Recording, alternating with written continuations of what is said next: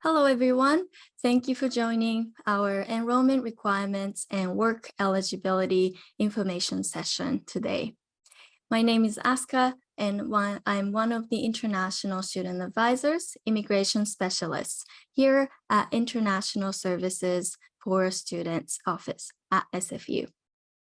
Our session today will be focused on the course enrollment requirements for international students and work eligibility for on and off-campus work and co-op work.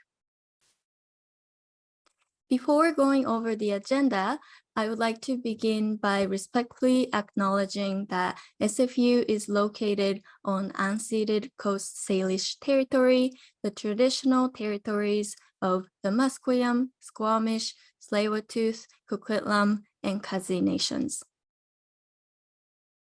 On this slide, you will see the brief outline of the topics that we will go through in our presentation today. Since we have quite a few students who are new to SFU, I will begin with a short introduction of the services and programs that our ISS office provides. Then I will talk about course enrollment requirements and the on and off campus work eligibility criteria. After that, I will dive into the temporary lift on off-campus work hours, as well as the co-op work eligibility. I will take the rest of our time today to answer your questions during the Q&A session. And thank you for submitting the questions prior to this session. I will try to answer as many questions as I can during the presentation, and we will also make sure to leave plenty of time for the Q&A period. So before I start, I would also like to draw your attention to the disclaimer at the bottom on each slide. Due to the evolving nature of the global pandemic, we have witnessed so many changes in the immigration regulations in the past years. So please note that the information that we share today is current to the best of our knowledge as of today, February 28th, 2023. So I will start off with the introduction of our office. At the ISS office, we offer a range of services to help support your transition to SFU as an international student. We have 5 immigration specialists who are licensed to provide immigration advice, and 2 non-immigration advisors who are specialized in programs and settlement. Our international student advisors offer non-academic advising services, ranging from medical insurance to immigration information services. We're happy to answer your questions related to Canadian immigration documents, such as how to apply or extend your study permits, temporary resident visas, or work permits. We also advise on the enrollment requirements and conditions that you must comply with as a study permit holder. The ISS office also includes our study abroad team, who coordinate international exchange programs and field schools. If you are looking to connect with an international student advisor for questions, you can reach us in a number of ways. While our main office is located at the Burnaby campus, we also have advising options for Surrey and Vancouver campuses. For the Surrey campus, we have a designated advisor, and for the Vancouver campus, one of our advisors is there once a week. We are offering advising through in-person and virtual methods, including email, phone, drop-in, and booked appointments. Another great resource is our website. There are many self-guided resources that I would encourage you to explore when you have questions. Our website includes instruction guides on how to apply for your immigration documents, detailed information on work eligibility, medical insurance, and many other topics. These are easily accessible on our website, so we always recommend our self-guided resources as the first step to get your questions answered. So that's us and what we do. Now let's move on to the topic of enrollment requirements. So before we talk about our big topic today, I would like to remind you that the information we're providing today is purely from the immigration perspective. Since I'm not an academic advisor, I will not be able to provide any academic advising on course planning, program requirements, or other academic related topics. If you have academic related questions, and if you are an undergraduate student, please contact an academic advisor from your department. And if you are a graduate student, please contact your academic department directly. So, as an international student, your enrollment at SFU affects your ability to study, work, and stay in Canada after completing your studies. As a study permit holder living in Canada, you are required to comply with your study permit conditions and actively pursue your studies while you're in Canada. According to the IRCC, or Immigration, Refugees, and Citizenship Canada, this means that you must be enrolled at least part-time in each academic session during your studies. You should also be able to demonstrate that you are making reasonable progress toward the completion of your program in the time allotted by the program. However, part-time enrollment will impact your ability to work on or off campus. And it may also affect your eligibility for a post-graduation work permit, or PGWP, that many of you might be interested in. We won't be able to talk about PGWP in today's session in details, but if you'd like to learn more about the eligibility requirements for PGWP, please visit our website and our previous workshop video recording. The part-time enrollment could also affect your course planning, graduation, financial aid eligibility, and ability to live in the residence. So we recommend that you consult with your department at SFU to discuss any potential implications of part-time enrollment. And at SFU, undergraduate students are considered to be full-time in a given term if they are enrolled in a minimum of 9 units in the given term. Please remember that the requirement of minimum 9 units is for immigration purposes, and typically students enroll in 15 units in each term. And if you are a graduate student, please see the definition of the full-time status on our website, enrollment requirements, full-time status page for more details. As a study permit holder, you might be eligible to work on and off campus without a work permit if you meet certain eligibility criteria that we will be talking about today. The requirements for on and off campus work are slightly different. So for on-campus work, it is defined by IRCC as employment facilities within the boundaries of the SFU campus. So if you meet the eligibility criteria to work on campus, you are permitted to work at any of the 3 SFU campuses. And your employer can be SFU, a faculty member, a student society, private business, or yourself if you are tutoring, for example. This does not include co-op placements or SFU-approved internships.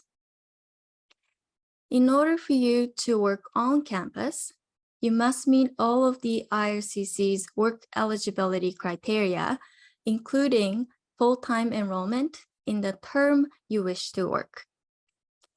In addition to full-time enrollment, you must have a valid study permit, and your study permit must have work authorization statements that allow you to work. You will typically find the statement that says may work or accept employment on or off campus if meeting eligibility criteria. If your study permit does not have the conditions that allow you to work, you can request to have that statement added to your study permit by applying to change the conditions of your study permit. And for on-campus work, there is currently no restriction on the number of hours you may work on campus. However, as per the IRCC policy, it is recommended that you limit your work hours to part-time. Even if you're not working, your studies must continue to be the main reason that you are in Canada. And if you wish to work off campus, in addition to being enrolled full-time and holding a valid study permit with work conditions, you must be enrolled in a program that is at least 6 months in length and leads to a degree, diploma, or certificate. Normally, students who meet the requirements to work off campus are restricted to up to 20 hours per week of off-campus work. You may be able to work on a full-time basis during regularly scheduled breaks if you meet the eligibility criteria. And I will talk about this on the next slide. As many of you might be aware, last year, IRCC introduced a temporary policy that allows some international students to work more than 20 hours per week while the class is in session. I will also talk about the details of this temporary policy later in my slides. So, as I mentioned earlier, you may work full-time during regularly scheduled breaks if you meet certain conditions. For both undergraduate and graduate students, the reading week and breaks between terms are considered regularly scheduled breaks for the immigration purposes at SFU. For undergraduate students, summer terms might also be considered regularly scheduled breaks if certain conditions are met. SFU operates on a trimester system, which divides the calendar year into 3 academic terms. So spring, which is January to April, summer is May to August, and fall, September to December. To be eligible to work full-time during a regularly scheduled break, you must be enrolled full-time in the term immediately before and after that term. For example, if you are an undergraduate student and are currently enrolled full-time in the spring 2023 term, and are also going to be enrolled full-time in the fall 2023 term, then the summer 2023 term will be considered a regularly scheduled break. If you are eligible to work full-time during a scheduled break in the summer term, then you may enroll part-time, full-time, or not at all in the summer term. And please remember that since you must be enrolled full-time in the terms before and after a scheduled break, you cannot consider your first or last term of your program as a scheduled break, even if the summer term is your first or last term. On October 7th, 2022, last year, IRCC made an announcement on the temporary lifting of the number of hours that eligible international students are allowed to work off campus during academic terms. Since this new temporary measure does not apply to all students, please carefully assess whether you are eligible for this temporary measure. To be eligible to work more than 20 hours per week during an academic session, you must have a valid study permit with proper work authorization to work off campus.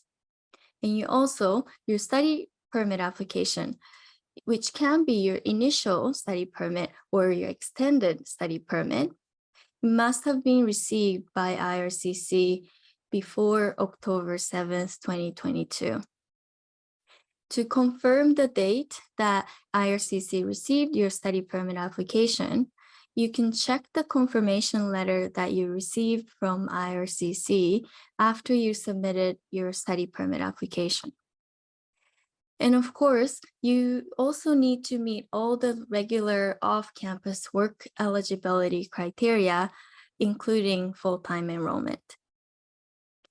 And if you are eligible to work off campus under this policy, and you may be eligible to work full-time until December 31st, 2023, or your study permit expiry date, whichever comes first. And since your eligibility to work more than 20 hours per week depends on your eligibility and individual circumstances, please make sure to review the IRCC's website very carefully, and please reach out to us if you have any questions about your particular case. And if you're pursuing a co-op internship or practicum as part of your SFU program, then this is a different type of work that would typically require a co-op work permit. To qualify for a co-op work permit, you must either be accepted into a co-op program at SFU, or you're enrolled in a program which an internship is mandatory.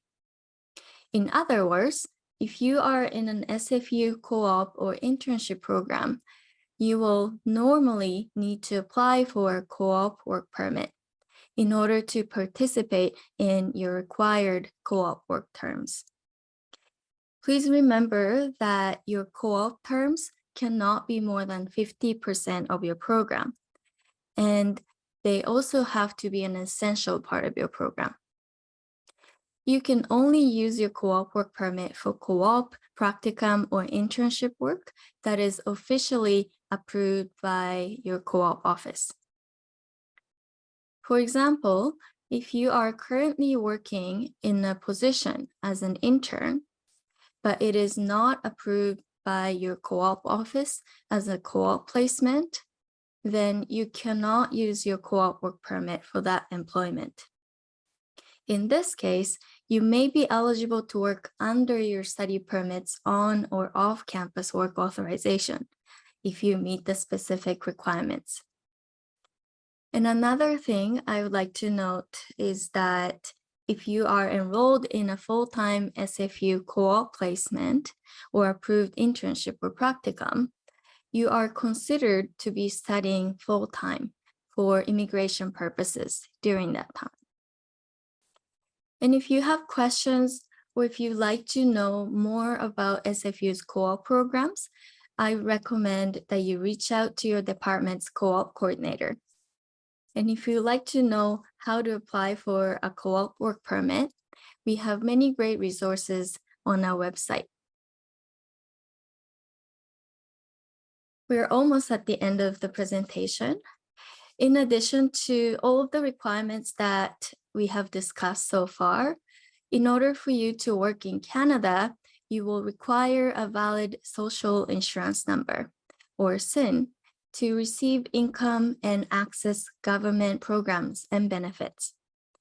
It's a 9-digit number issued by Service Canada, and it usually comes in a paper format, which is the confirmation of SIN letter.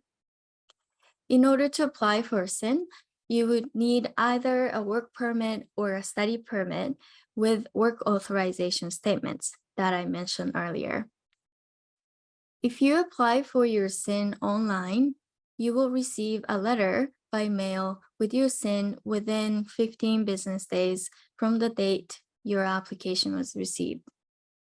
And once you have applied for your SIN, you may begin working at an insured employment before you receive your SIN. Since your SIN expires on the date provided on your study permit or work permit, when your linked permit expires, you will need to submit your new permit to update the expiry date of your SIN. And finally, we have covered a lot of information today, so I would like to remind you all again that we have great resources that will help you with the application process and answer any of the questions that you might have regarding study permit, work permit, or work eligibility requirements. Our website includes instruction guides on how to apply for your immigration documents, work eligibility, medical insurance, and many other topics. And these are easily accessible on our website, so we always recommend our self-guided resources as a first step to get your answers, to get your questions answered. All right, so this will be the end of our presentation. And thank you very much again for being here today. And I hope you found the information helpful. We will be here for the Q&A session. So if you have any questions, feel free to ask during the session. And if you'd like to connect with an international student advisor for any questions you have, and if you'd like to make an appointment one-on-one, please feel free to book. And you could also join us for drop-in sessions. And we will end the recording here. Thanks, Sophia.